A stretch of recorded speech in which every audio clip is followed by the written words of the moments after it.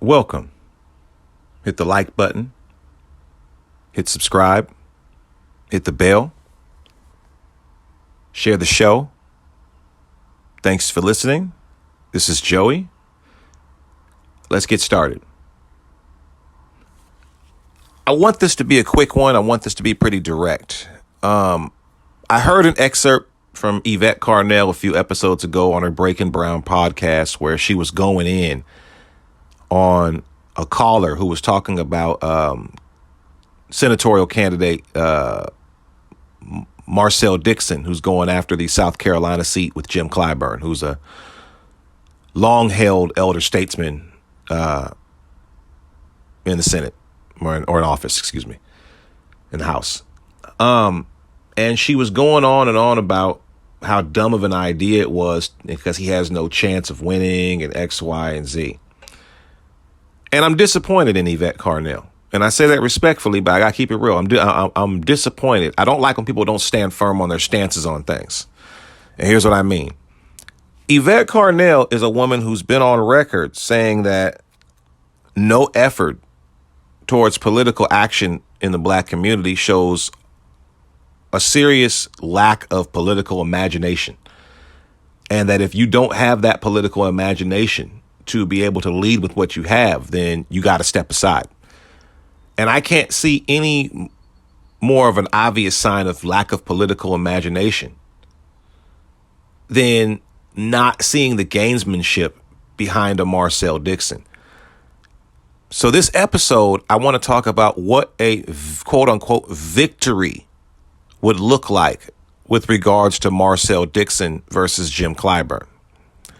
And I would like to go on record as saying a victory for Marcel Dixon versus Jim Clyburn is not Marcel Dixon winning.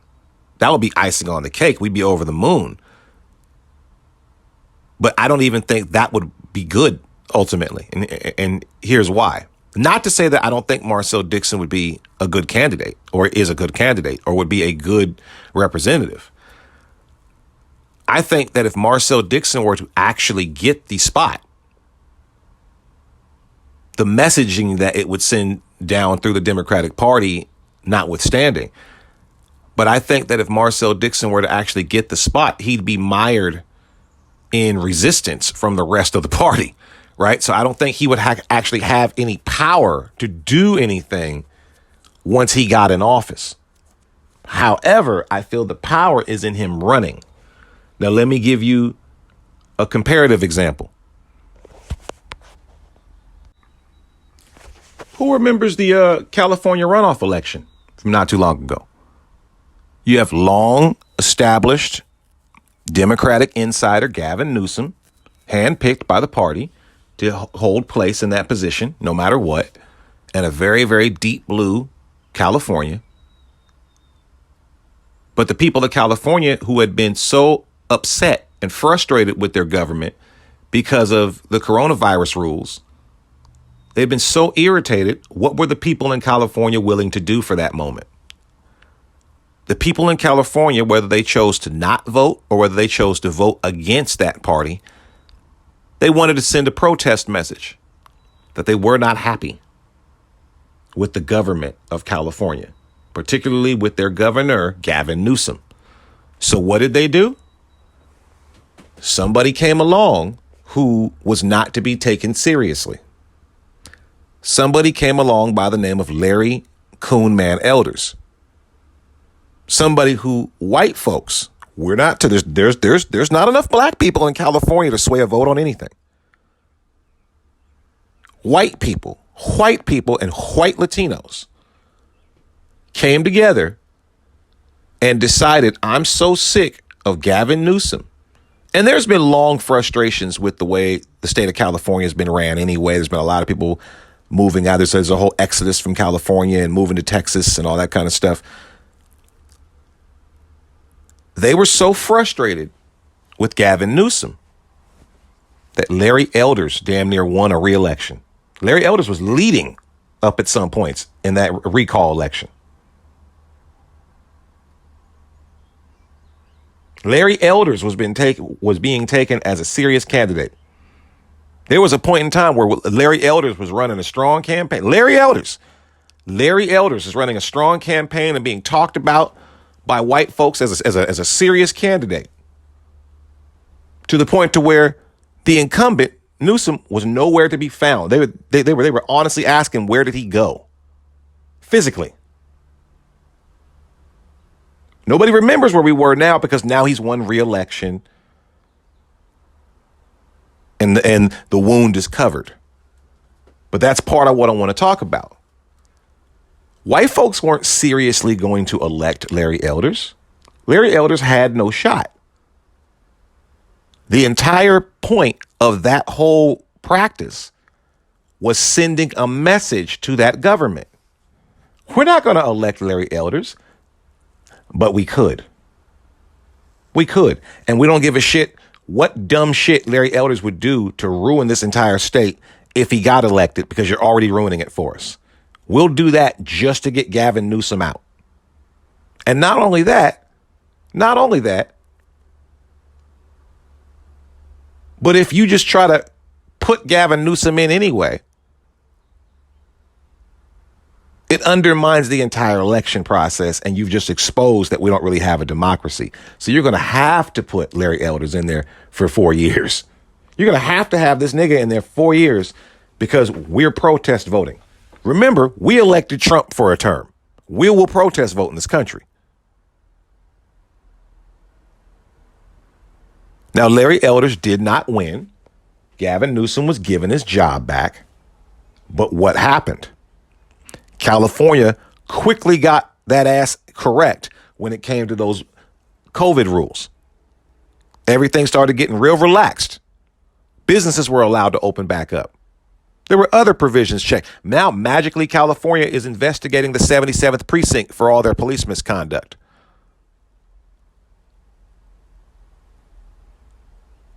There was a whole lot of changes going on because people said, we'll put Larry Elders in that bitch to show you that we're not rocking with you.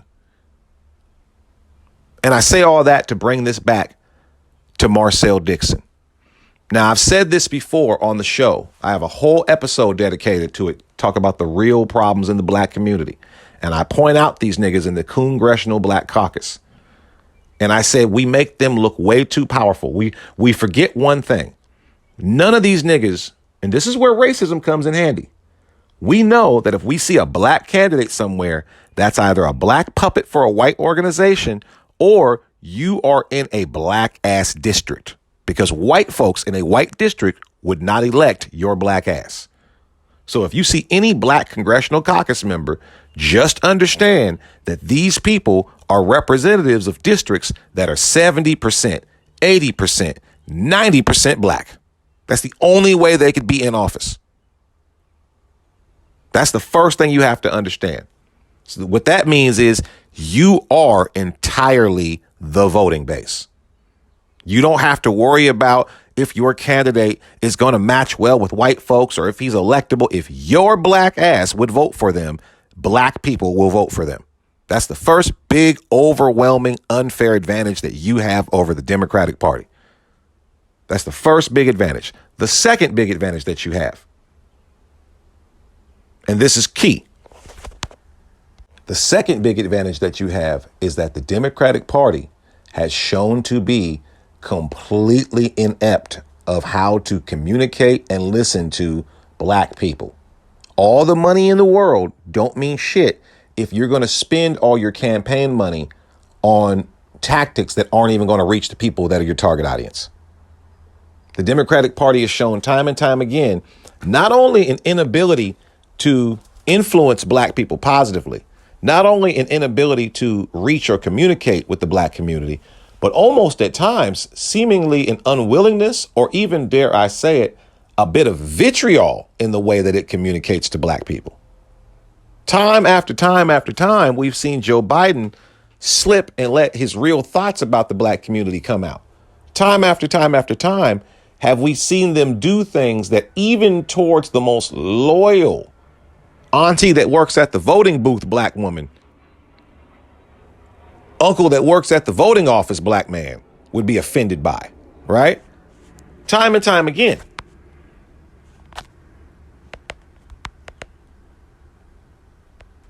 It almost shows a lack of interest in communicating with the black community. It's the same dust off, the same old drab, dry, let's go to some old black town and eat some soul food on record, white politics that either through arrogance or just plain flat out incompetence, they seem to fail to realize they've got a problem. You know, I think it was George Carlin that said white people can't even see black people unless it's on a spreadsheet. Well, black people should have shown up on that spreadsheet by now as we not coming to vote for your ass. They're going to slowly see it by the time the midterms come around.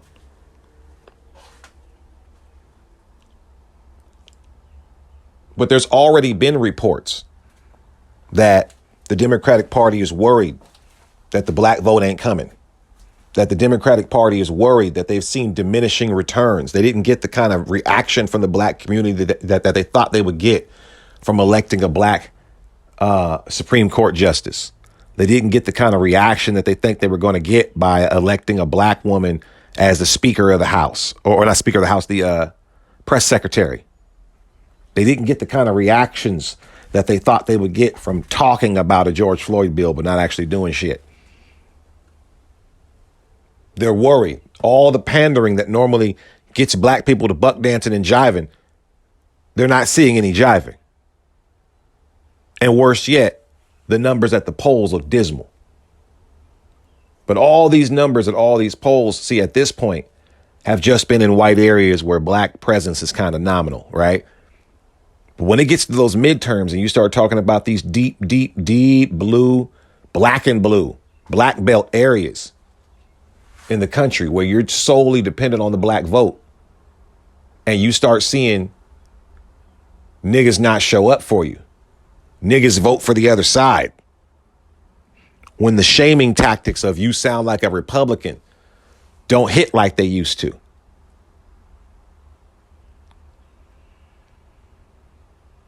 Now you got a big ass problem on your hands, and you have not shown an ability, not through your black celebrities. See, your black celebrities have fallen. Nobody has that pull, that influence over black people like they used to. You're out here begging Jay-Z to help you, which again shows a degree of tone deafness. All that's going to do is make Jay-Z look weird. Jay-Z's apolitical. And we know he's just doing that for a bag. Hell, you had Beyonce out there singing for you to, shit didn't work.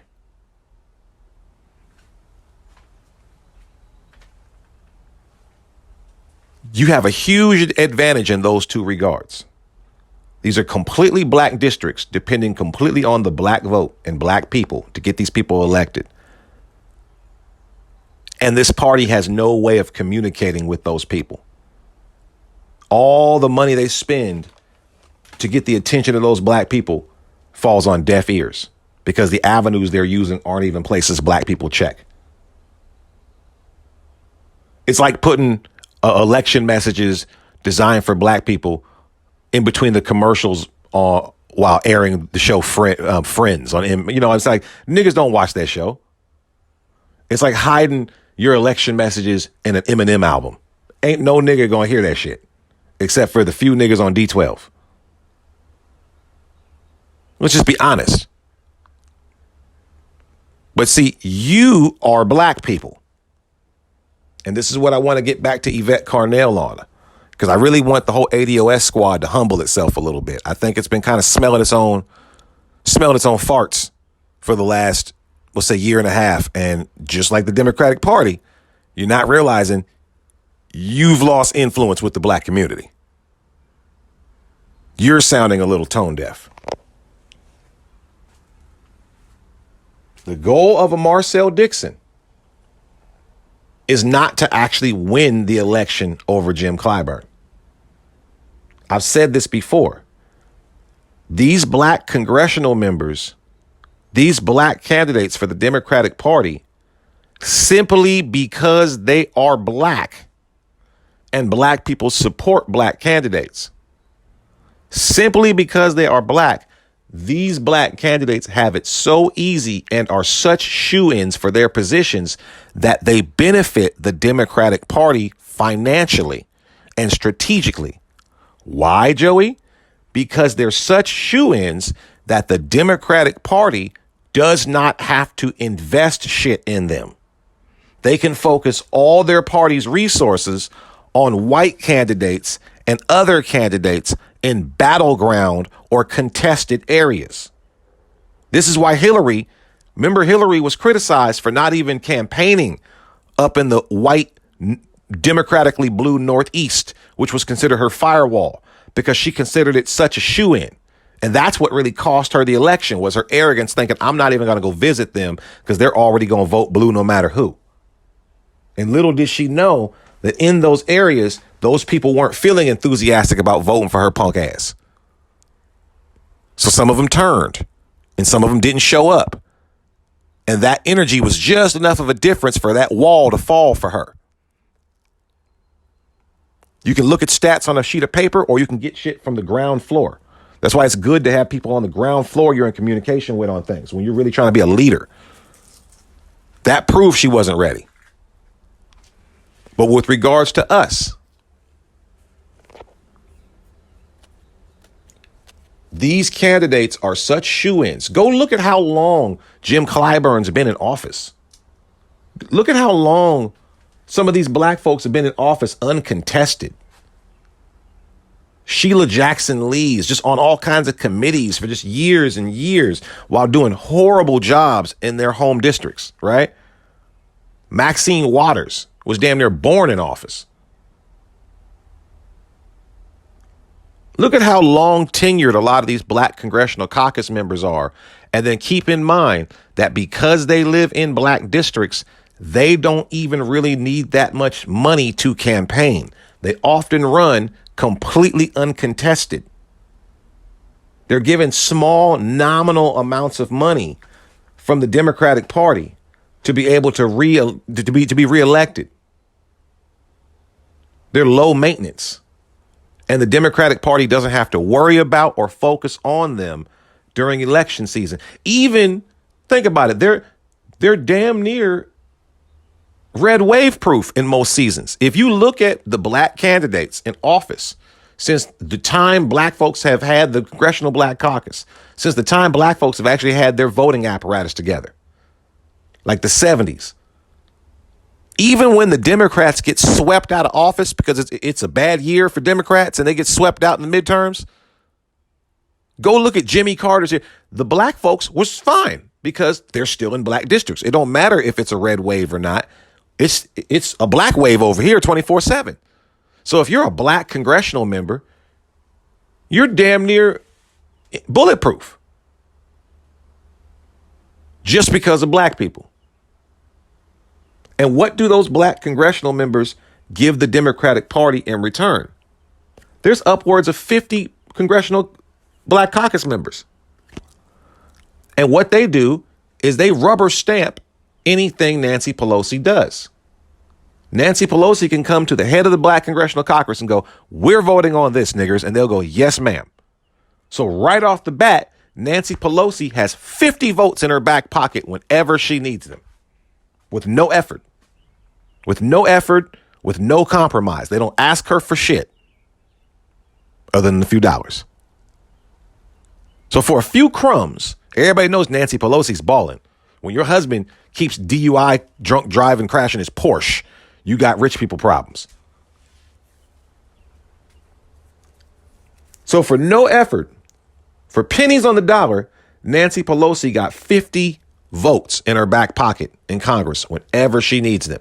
And this gives her the power to do a number of things if you understand politics. Number one, 50 votes off the top is momentum. Number two, it allows people within her party that it may be controversial for them to vote on certain things back home that might be popular nationally. It allows them the ability to abstain from voting.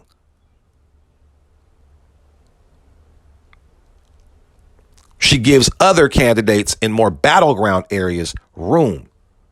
Oh, you're a Democrat. but you're in Virginia, you're a Democrat, and you're in a battleground spot and voting on this healthcare bill might not be popular back home for you to run on. Okay, why don't you not vote on that? I got 50 nigger votes off top. I just need to get 70 more votes. I can work with some Republicans, and gives her a lot of room of stuff to work with. And again, the Democratic National Party is a party of what? Collecting donations and funding, collecting election money, and putting that money, allegedly, towards campaigns. If I don't have to put any money really towards any of these nigger campaigns because niggas is going to vote for the nigga, I could put all my money towards these battleground states and these places where I'm trying to gain ground. With all that being said, a Marcel Dixon even running against a Jim Clyburn, a Marcel Dixon even embarrassing a Jim Clyburn enough to where a Jim Clyburn has to request attention diverted to his campaign. A Marcel Dixon getting enough votes to even make it a 1 or 2 point shave off shows decline in Jim Clyburn's influence over the black community. If every single time you pitch a perfect game, if every single time you hit a hole in one, if every single time you knock it out of the park, and then one day you are in any way diminished, it is time to look at that thing. You're not as good as you were before. It doesn't matter if Marcel Dixon comes in and only gets 10% of the vote, 5% of the vote. You know what that looks like? That looks like Jim Clyburn just lost 5% of the vote. That's how they look at shit in business. Your business can make $1 million in its first year. That's great. Make $2 million its second year. Awesome. Make $4 million its third year. Great. Make $4 million its fourth year. Whoa. Your growth went down considerably. It went down by 50%. What's going on? Normally you double every year. Yeah, we made $4 million again. No, but you didn't have any growth. That's a problem. So you can't look at Jim Clyburn and go, well, he going to win anyway. He going to win like he always do. No, wait a minute. He wins uncontested. He wins with absolutely no effort. He wins with no requirement for additional resources or funds or attention or campaigning. Now it's taking all this effort and he's losing to this political nobody from nowhere, this guy Marcel Dixon. It's not like, the Republicans put some money behind some dark horse candidate, some polished political opponent, some celebrity political guy that's been living in South Carolina for 2 years to meet the requirement, and now he's going to run after Clyburn. No, this is some guy who lives out there out of nowhere. And he's causing enough of a stir to where now the story. See, if I were Marcel Dixon, if Marcel Dixon had some sort of a seasoned political strategist behind him, the first thing they would do is they would treat this like a boxing match. And I would keep making a story through black media. See, one thing Marcel Dixon's doing very wisely is he's going through new black media. He's showing up talking to Jason Black. I believe he's going to be doing an episode with Tariq. He's reaching the black young masses. That's how he's campaigning. I see his strategy because he knows off top he's not going to get on the MSNBCs. He's not going to get on the CNNs, right?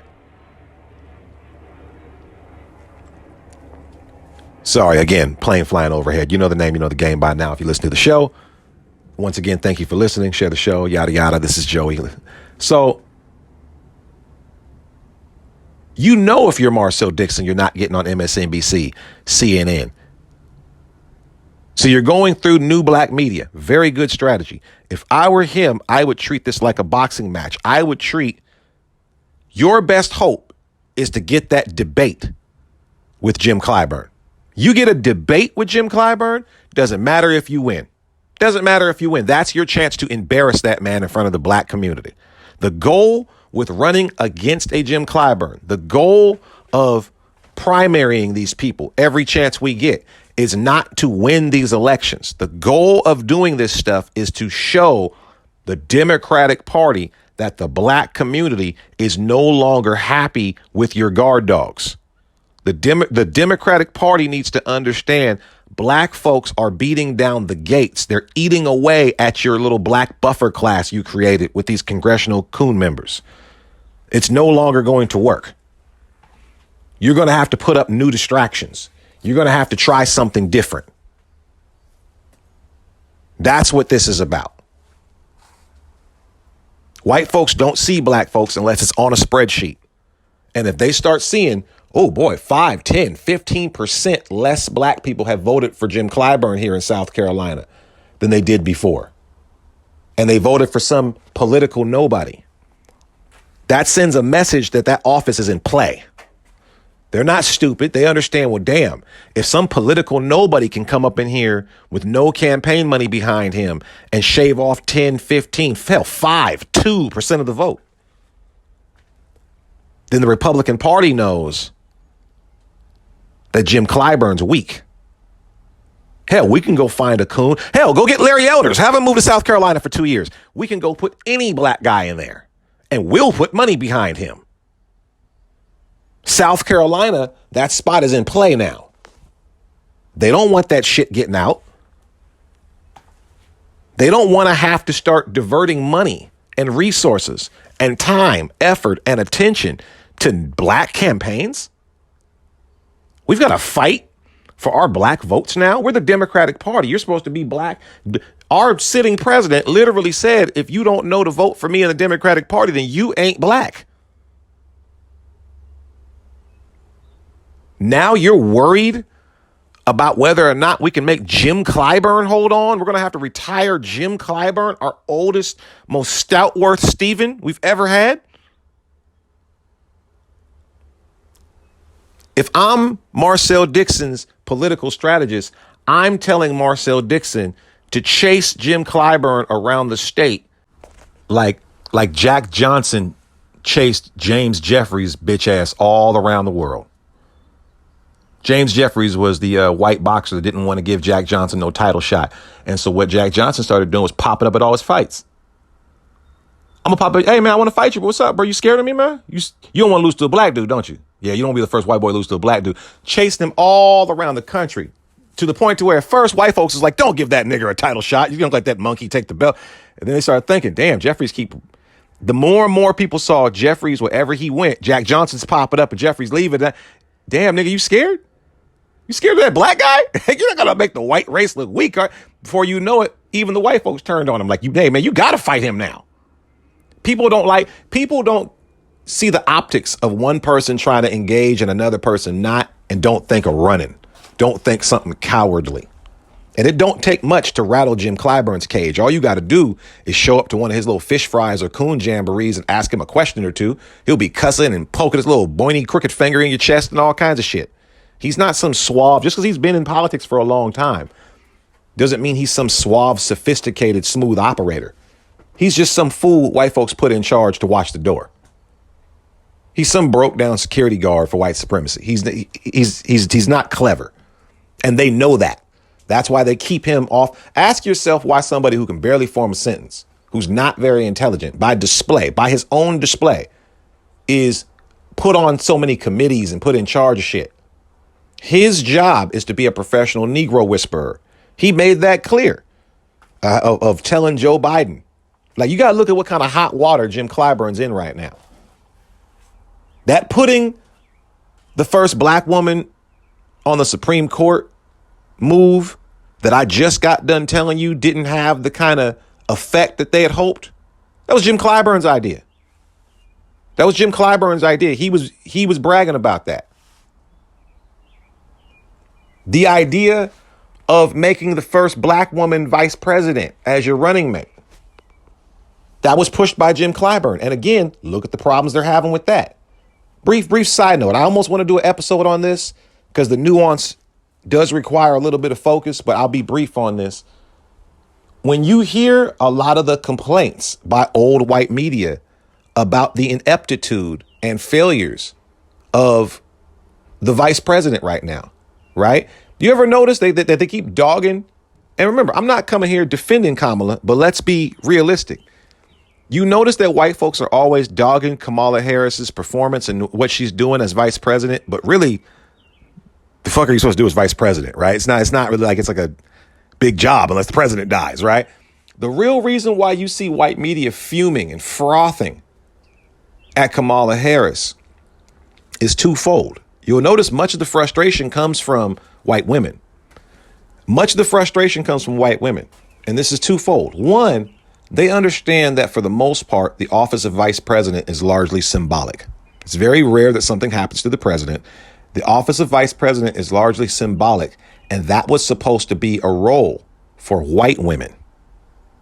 White women are always jealous that progress always comes to them last because, to keep it real, they don't really have any problems. Nobody wants to say that. Like, even white people know that. Even white men know that. Like, they're like, shut up, bitch. You don't got no problem. Like, it's weird calling you a minority, right? You're the more numerous half as females of the most powerful group of people in the country in white people. You're white women. You're fine, right? You had to breastfeed the next racist up while the older racist is whipping the shit out of us in the damn plantation. You're fine. But getting back to the point, one, that position's largely symbolic, and white women wanted that first. If they couldn't ever get the presidency, damn it, they at least wanted the vice presidency, right? It's not fair that niggers leapfrogged them and went right to president. They're still mad about that with Hillary. That's why you see them always kind of grumble at black people about that. Like, you jumped in the front of our line, right? We were able to vote before you and we were able to be president before you. We jumped, shit, we're good. Quit hating. But the second reason is a little deeper. The second reason is every white person on the left and the right knows that the only reason Kamala Harris was elected vice president or was selected vice president was for her potential ability to be able to soothe and control the black community. They figured this is going to sow in some more black loyalty to the party, that we can point and say we got a black female vice president. Hell, quote unquote, black women, i.e. a bunch of black women that are involved in politics and media, even wrote a big old group op-ed about how you better vote for a black woman. You better put a black woman in as vice president, or we'll never vote for you niggas again.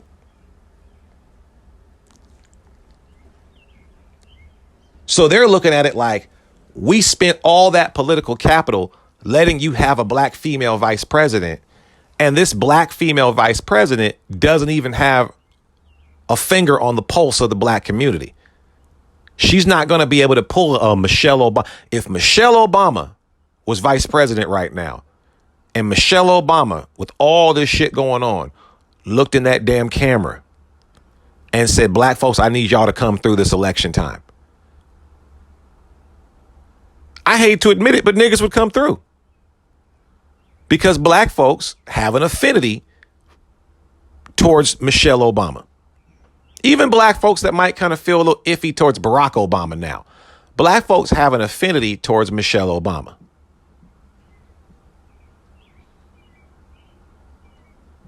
They see her as a black woman. They see her as one of us, right? However you may feel, even if you think she's a bougie black woman, you still see her as a black woman. If you saw her walking down the street, you wouldn't think that's an Indian, right? You don't look at Michelle Obama and see that's the kind of black woman that would spend 4 years at an HBCU and find a Jewish white man. You don't see that. There was even the Cat Williams joke. Remember, we elected Michelle. We voted for Michelle. We didn't know Barack. That was funny when he said that, but it was real. That's how black people felt. Barack Obama. Who the fuck is that? Who? Michelle Obama? From Chicago? From Obla? Oh, okay, yeah, I know her. That's how black people voted. Black people weren't taking Barack Obama seriously until Michelle Obama came out during that Oprah episode. That's just real. And they know that. So when you have a person like a Kamala Harris come out, who's basically like an uninspiring Barack Obama with no Michelle. It's not like Kamala Harris is this stiff, awkward, unrelatable character, but her husband's Idris Elba, right? And he's just like super black zaddy dude that like takes care of the kids and shit. And they got this beautiful black family. And you're like, damn, I still love to see them in office. No, Kamala Harris is like what Barack Obama actually was the whole time that we just didn't know, right? Kamala Harris is the Barack Obama we see now who's like skinny dipping and shit with the dude that owns Virgin Mobile. And we're like, how come we never see Barack with Michelle anymore? Why is his arm always like crooked like that? Like he just looks weird now. This is who he really was. Now we see Barack Obama that he's walking in his truth, right? And it don't look like the nice, solid Cosby Show family man we were presented in '08. Black folks wouldn't vote for the Barack Obama they see now. And that's what Kamala Harris is. She's an uninspiring, bland, not charismatic, not forward-thinking, non-leader. She's a grunt. She's a former cop. Her job was to basically be the cover-up person for white supremacy. That's what she's done happily with her life. Move along, people. There's nothing to see here. She has no moral ground to stand on. She doesn't really have any ideology other than keeping a job. We know all of that. And they elected her because they thought that purely being a physical symbol of a black woman would be enough to keep the dumb niggers in line and voting. And now that they realize it doesn't, now that they realize there is no return on investment on that, they're mad at Kamala. But they can't just flat out say that shit. So instead, what they do is they focus on her political ineptitude and her follies, which, one, you knew to be the case from day one because you saw what type of candidate she was in office in California, but you thought she would be able to control black people. And two, her follies and ineptitudes and shortcomings are nowhere near the shit you put that white man in office with. You got a dude, and it's kind of hard for you to talk shit about Kamala Harris being politically inept, and you got Joe Biden's senile ass literally farting on live mics and shit. I'm not making that up. Like he's actually like taking a shit on himself on live mics, forgetting whole words of his speech, saying the wrong things out loud, saying the quiet parts out loud.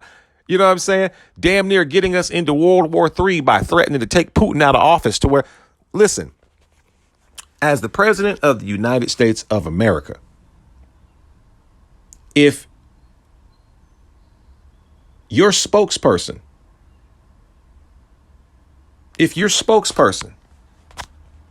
which is your media speaker, if your spokesperson has to come out and unsay the shit you just said as the president, that is literally a sign that you're out of step with the rest of the government.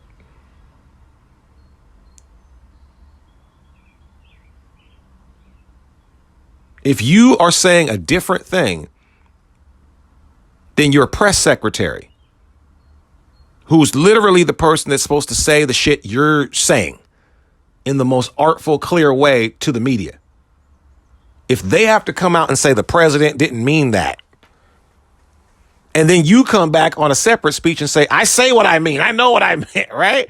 You're doubling down on the shit they're trying to cover up for, and they're trying to say, Mr. President, if you're saying that, you just committed on air to World War III. And then you go, oh, I didn't mean that. You don't get more inept, more dangerous than that. If your president is more than likely obviously tied to conflicts of interest at the least with enemy countries that we're in active, hot engagements with, like China, if your son is just as blunder-filled as you and outright naming you as the guy that they're embezzling money through as the big guy, right? You just out got a business that's more egregious than anything Donald Trump's nephew Kushner could do, right? It's the same shit. You can't get mad at Kamala Harris for saying something dumb at the border wall. Like, there's levels to this shit, right? We all know that the real reason the media is mad at Kamala Harris is because you were supposed to guarantee us votes with the niggers, and you haven't inspired the Negroes. Sorry I had to go down that road, but it's important for all of this. Because Kamala Harris was supposed to be their ace in the hole of reaching black people. So getting back to the top of this, these black congressional Congress members are in black districts where they're completely dependent on black votes and black attention, black influence. These same congressmen and women have no connection or sense of community, camaraderie, or even understanding of these black people who they lead anymore. They don't know they're Negroes anymore. They don't know how to reach us. The old media does not have the pull that it once did with black people. On the internet, black content creators, you have an enormous amount of pull with these same black people. You have an enormous amount of pull with these same black people. They're your cousins. They're your aunties.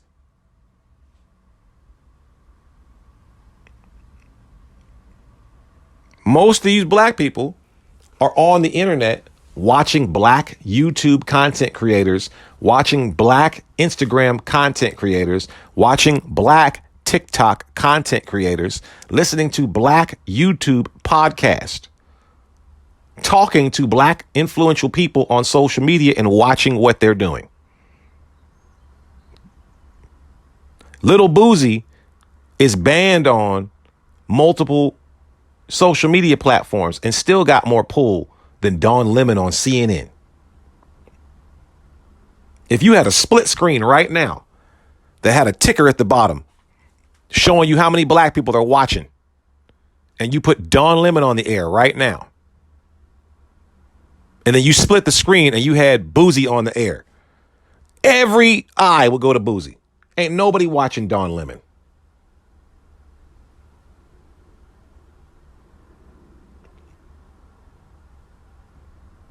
If I were Marcel Dixon's political strategist, I would be chasing Jim Clyburn around South Carolina, chasing him around the world, putting what little money I have in media into having somebody film me chasing Jim Clyburn at all his events.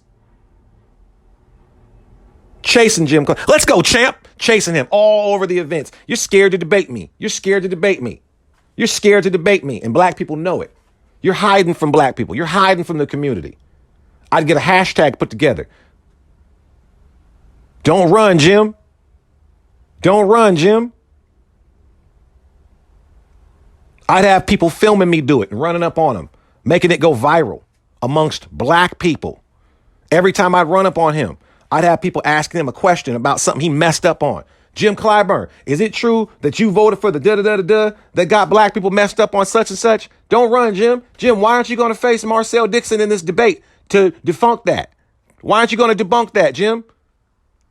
You're going to get some controversial moment. He's going to swing at somebody. He's going to cuss or say something ghetto. That's going to be controversy. That's going to make it and make its rounds all throughout social media. Might even reach white social media because you know, and this is another part. See, once you start making noise, Marcel Dixon strategist, once you start making noise that you're bugging Jim Clyburn, that you're bothering Jim Clyburn, they would love nothing more than to see that happen again. They'll send you money directly. Have your GoFundMe out there for your campaign. The enemies of your enemies are your friends with this stuff. The Republican strategists, the Republican Party would gladly anonymously put money towards your campaign. Keep you going. You're doing their job for them, at least for now. We have mutual interest in this. At this point, we have mutual interest. If I'm the Republicans, I want Jim Clyburn out of there. And if I can't get Jim Clyburn out of there, the next best thing is I'm embarrassing a Jim Clyburn. Look, their own people can't stand this guy. That's not one of our guys. That's a homegrown person. Listen, the Republican Party was sending money to Black Lives Matter when Black Lives Matter was disrupting Democratic primary elections. When Black Lives Matter was jumping up on Bernie Sanders campaigns and disrupting them and jumping up on Hillary campaigns and blocking the campaigns, and they were sending money to them because they want to see more of that.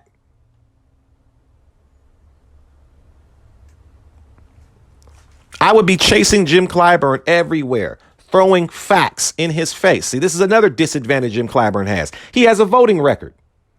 If you're a long elder statesman in office, you got a long record of doing shit that we can say we don't like. A long record of doing shit that now we can see the effects of. Following Jim Clyburn around, have him on camera. Jim Clyburn, is it true that you were a stalwart? Is it true that you were the driving force of getting the Congressional Black Caucus to vote for the Joe Biden crime bill? Camera in his face, phone in his face. What's up with that, man? Why won't you face Marcel Dixon in this debate? He said all this about you. Is that true? Is you gonna prove to us that that wasn't true? See, after a while, just the optics of that. You don't even really got to be going that hard. Just the optics of that. 2 or 3 videos of him looking like he's running is going to make viewers feel like all this nigga do is run. Most black folks in South Carolina don't even know who Jim Clyburn is. Now you're making this nigga famous for all the wrong reasons. And guess what the Democratic Party is going to turn around and tell him? You're going to have to debate Marcel Dixon.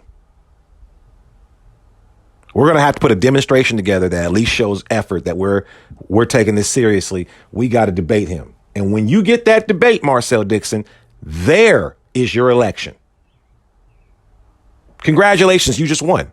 Because now you just force yourself on the same pedestal as this person that's supposed to be so much above you. And you just proved that now you guys are on the same playing field because we're literally on the same stage together. You got to face me. You've already won at that point. Because what you've shown now is that the black community is unhappy with this leadership. Doesn't matter if he wins the election from there on out. What you have to do at this point, this is your Super Bowl, Marcel Dixon. You have to destroy this nigga in this debate. Don't leave no air. Fight dirty. Don't let him talk. Get everything in that you got to get in. You got to argue with this man like a woman. You know how women argue when they don't give a fuck what you got to say. They're going to say the most embarrassing shit out loud so that everybody hears it, so that all your business is in the street, and we're going to keep talking about you. Nigga, I don't even care what we arguing about. You the one that only had $30 in your bank account when we went to Vegas. Everybody heard that shit. Oh, damn, nigga, $30?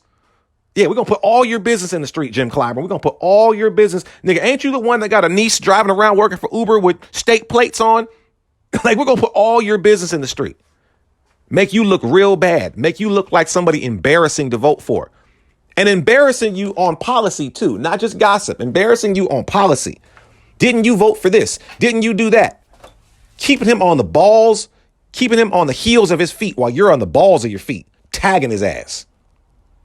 This is your chance to shine. This is your chance to go be Rabbit in 8 Mile. Go all out. And make sure it's all filmed. And see, this is, again, where you have the advantage, Marcel Dixon. You're young and nimble. You understand new media. The second you get that, you need all the footage from that debate. And you need to have a team hell-bent and head set on chopping that shit up, putting that shit out all over social media. All over social media. Black folks ain't watching C-SPAN. Black folks ain't watching CNN. Black folks, younger black folks, aren't watching MSNBC. They're on the internet.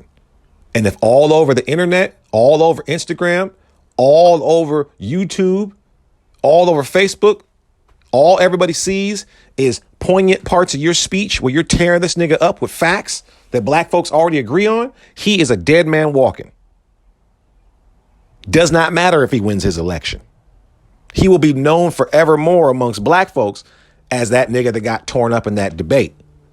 And anything he takes into this new re-election that he gets, this new term in office that he gets, he's going to have to take shit you said into account and do what you were talking about anyway. You've encoded him with your codex at that point. He going to have to go in being serious about reparations. They're not going to be able to take. See, when you beat some outsider group from the squad or some shit in an election, that's an infighting between progressives and what they call them establishment candidates, people that are on the inside versus people that are on the outside but they're in different groups. When you have some complete unknown outsider just from the crowd come in and give you any kind of a fight, that is embarrassing. That is embarrassing. You can't be a professional boxer and just some bum, some fat bum from the crowd comes in from the crowd, has to be given gloves and shit, and he whoops your ass for 12 rounds, or he even hangs with you for 12 rounds. You're tagging him, but he's put up a pretty good show where the crowd's cheering for him. That's embarrassing for you. You've balanced yourselves out. You've come down to his level, and he's risen to your level, to where y'all have met in the middle, to where y'all are even now. That weakens the Democratic Party. At this point, if you've gotten to the point where you've got a televised debate with this man, where you get access to the footage and you can do with the footage as you please, and you're chopping it up and making it go viral and all this kind of shit, at this point, the Democratic Party's already lost, because now they have to put effort. They've already had to give you attention by giving you the debate. That's loss number one. Now they have to put in effort, money, resources, energy into saving a seat that's supposed to be a shoo-in every year, every 4 years. Excuse me, every 2 years.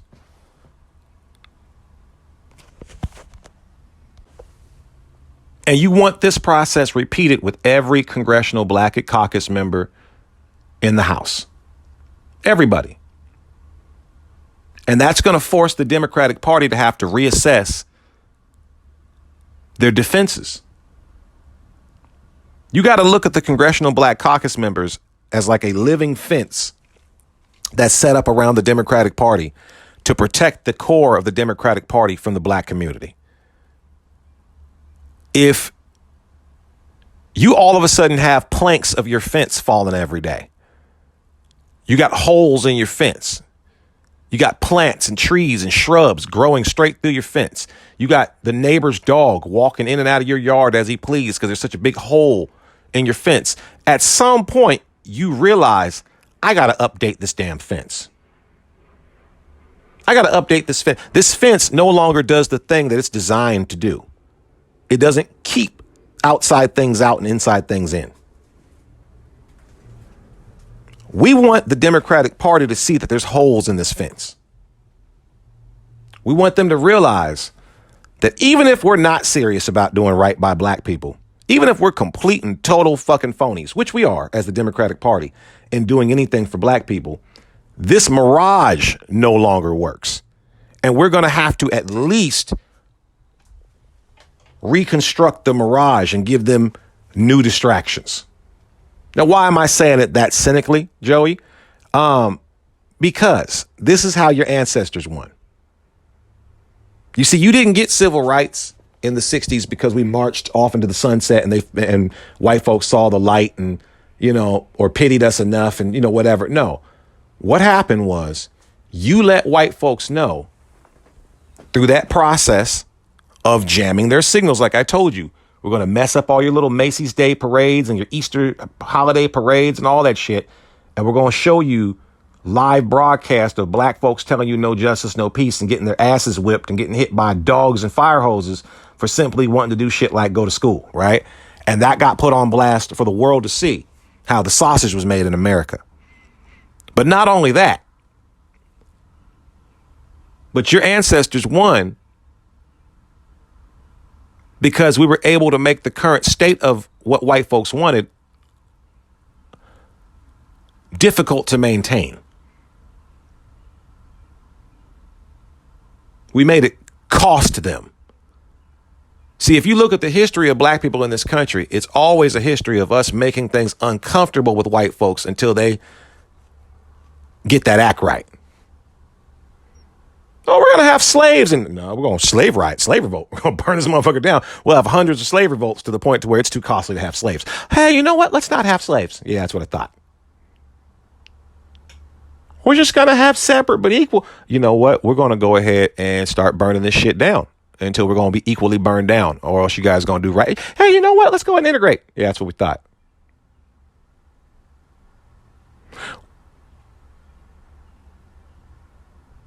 When you got your civil rights, that came right off of what white folks called the Holy Week riots. That was after they got violent and killed MLK, and black folks got violent right back. And they went, oh, you mean those civil rights? Okay, here you go. All kinds of, see, people forget. People thought that civil rights was just white folks being mean to black folks. No, we were talking about actual policies that were discriminatory, like housing. That whole thing started with housing.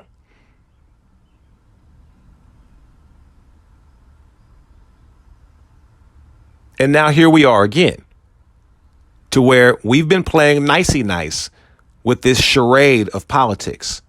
Black folks have been playing real patient and real nice with this benign neglect shit. We've been real quiet. We've been letting the language hit where they start talking about other groups are suffering just like us, or it's just like black people. Remember a couple years ago, gays were getting so comfortable saying being gay is harder than being black. They were saying gay is the new black, like it's like a form of clothing. We were letting people get that comfortable with us. Everybody want to be black until some black shit pop off, right? And then all of a sudden, oh, I'm not like those niggers. We were letting people get that comfortable to where it was okay to use language like that.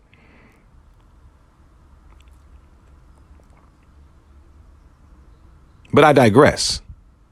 If I'm Marcel Dixon's strategist, and I don't know if he has one, really doesn't need one, because this is a very, very simple strategy.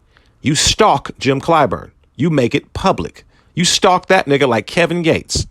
You make it public that he's running from me. He don't want to debate with me. He's trying to hide behind his party and hide from the people. This is South Carolina. This district in South Carolina is X% black. You're going to have to face the people. Look how he runs from me. All my online commercials would be a fact about how Jim Clyburn messed up, what I intend to do to improve it, and why Jim Clyburn won't face the music and speak on what he did. And I would have people following Jim Clyburn around. Look, you can look right now. There's a video of somebody simply asking Jim Clyburn about reparations at one of his coon fish fries. And the man starts jive talking and cussing and all this shit because he doesn't realize he's old school. He don't understand how to move in this new media world. He's used to seeing cameras being big old news cameras with white folks behind them. Going, hey, Jim, we just need you to say a few things about the such and such fish fry. Can you give us a few words? And everything's nice and controlled for Jim dumbass Clyburn to say a few mushmouth words, and the white folks will translate it and go, he's fine, folks. Anyway, here's our black guy we got in there for us, you know, and they let him live his life.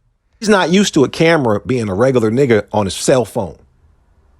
He probably didn't even know the nigga's camera was on. He didn't even know he was on camera. He's talking how he really talk with his real speaking voice when white folks ain't listening. Why y'all gotta come over here fucking with me? You know I'm trying to get this reparations for these white folks. Talking all jive talking and embarrassing. It don't take much to rattle Jim Clyburn's cage. I would have people walk up to him and ask questions on behalf of you. How come you won't debate Marcel Dixon? A lot of black people were talking about Marcel Dixon over you, but you won't debate him. How come you won't debate? I would chase his ass around like Apollo Creed. And that's going to bother him. And it's going to make him look bad on social media, which is more important than regular old media. And you will get your debate. And once you get your debate, destroy him. Destroy him. Don't let him get a word in edgewise. He has a cadence in how he talks where he's very slow to get started and he speaks very low. And that's a tactic to draw you in to let him talk. Don't fall for that. Go for his jugular the whole time. Because what you want to do is you want to get a viral moment off of this debate. You want to get moments that you can, if I were Marcel Dixon, I will be practicing my dictation in the mirror. I'll be practicing my timing. I will be practicing, my inflections on certain words. MLK would do it all the time. Don't change how you talk, but I'm saying understand how certain words based on emphasis, the messaging you want to get through to people. Because you want this stuff to be clear and easy to cut and edit. When you take these videos of you boasting this nigga on live air, you want to take these videos and chop them up and put yourself in the best light and cook this dude. These are your campaign commercials. Gone are the days of being able to jam 1 million commercials in on the television where everybody's watching and seeing between episodes of All My Children and Step by Step that, oh, we need to vote for Marcel Dixon. No, you do that shit on the internet to your people. Let that shit go viral. Let the people share that shit. If you got things you're speaking about that black folks will watch and go, that's facts about Jim Clyburn and you could tie that to Jim Clyburn specifically and his ineptitude. You will become popular not only in South Carolina and not only in that district, you will become popular amongst black folks in the country and in the world. You will embarrass Jim Clyburn. And it will be at that point that the Democratic Party will now have to start spending money to hemorrhage the bleeding of a Jim Clyburn campaign because they can't afford to lose that spot in South Carolina. And it is at that point, Yvette Carnell, who has been lacking in political imagination as of late. I want to be very real about that. I'm very concerned. It is at that point that Marcel Dixon has won without winning the election because he's now cost them something. Remember, in the 300, the Spartans, they lost and got killed to the last man. But what did that do? What did that battle do for Xerxes' war? That battle tied them up for so long and cost the Persian Empire so much in resources and men and morale and slowed them down so much and made them divert attention that they couldn't win the war after winning that battle. It cost them. This is a bigger battle than just Jim Clyburn. We're going up against the Democratic Party. It's black people versus the Democratic Party. Jim Clyburn is just a battle point on this war map.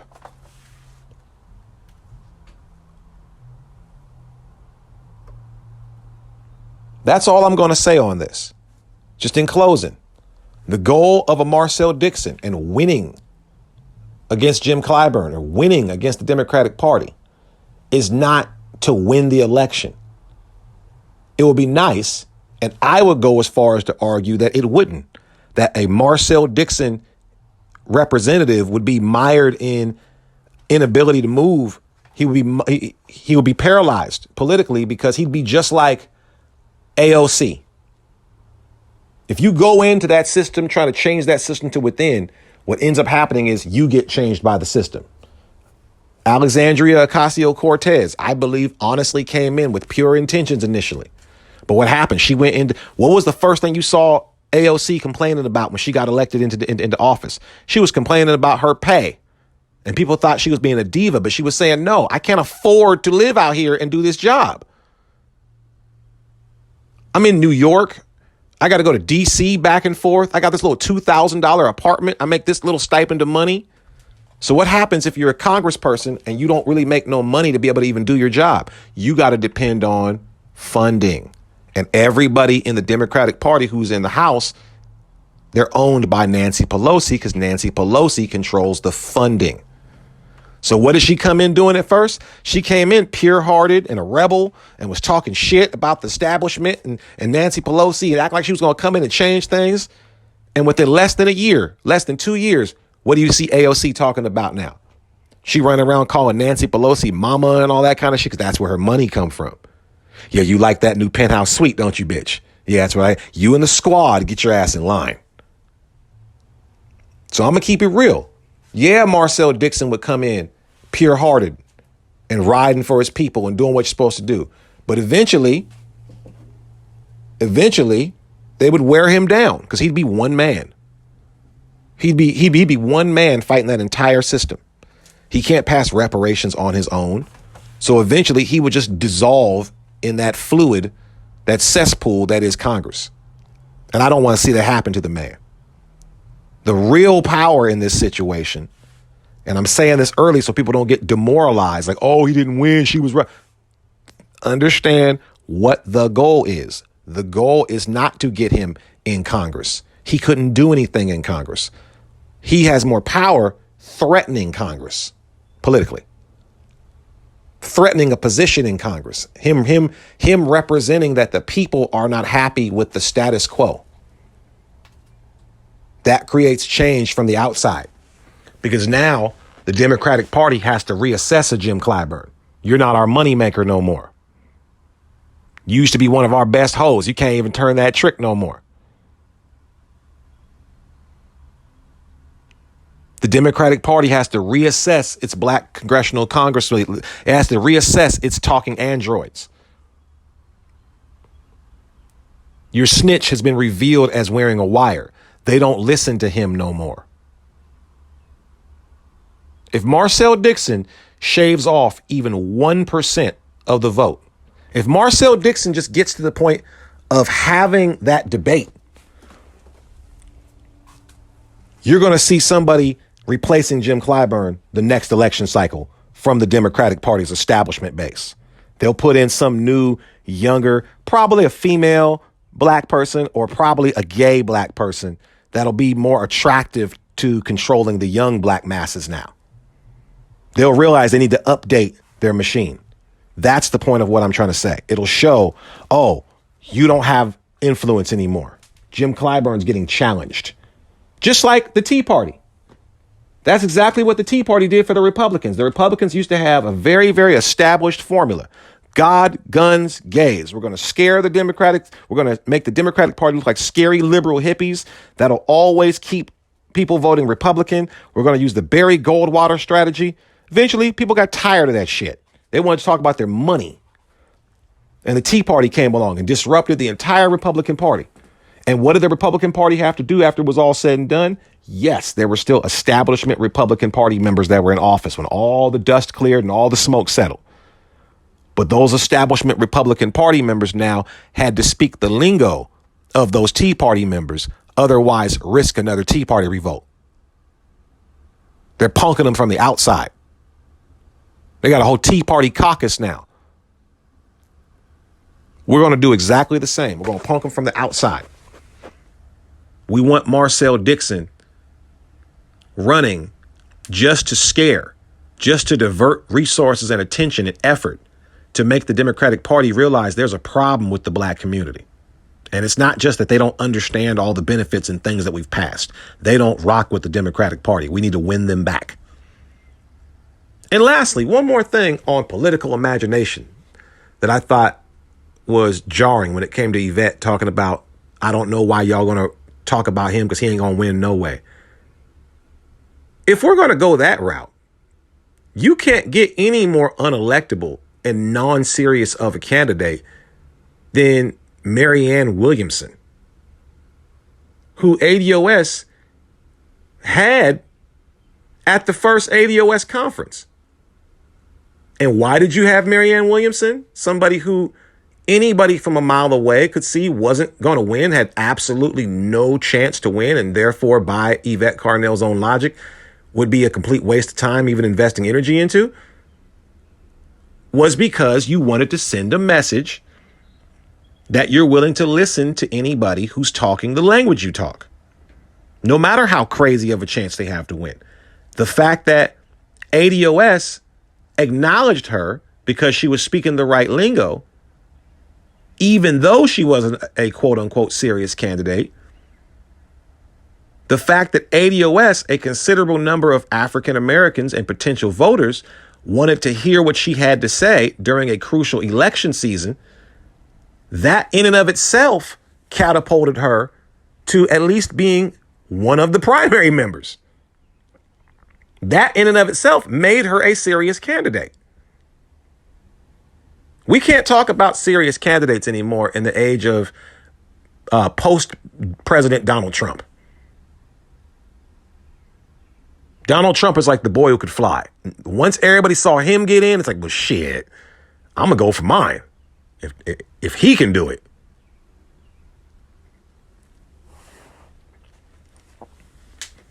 So let's drop that silly notion of who has a chance to win in a district where the choice of who wins completely comes down to us. It's much more ridiculous to think of Marianne Williamson has a chance to win the office of presidency than it does to think Marcel Dixon has a chance to win a all-black district in South Carolina.